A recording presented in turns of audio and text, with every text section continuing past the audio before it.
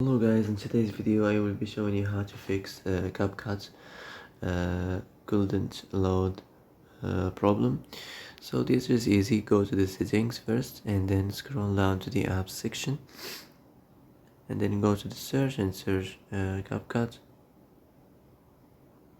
and next go to the storage, and here you will find this clear cache option. Click on it and you can go check it if it worked, and if it didn't you can try to restart your phone or turn the Wi-Fi off and on, or the Bluetooth or the airplane mode.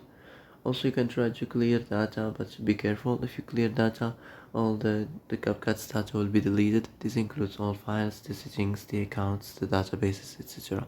So be careful if you want to clear your data. Well, that's it for today's video. I hope this is the answer you've been looking for. If you like this video, don't forget to like and subscribe. And that's it. See you in the next video.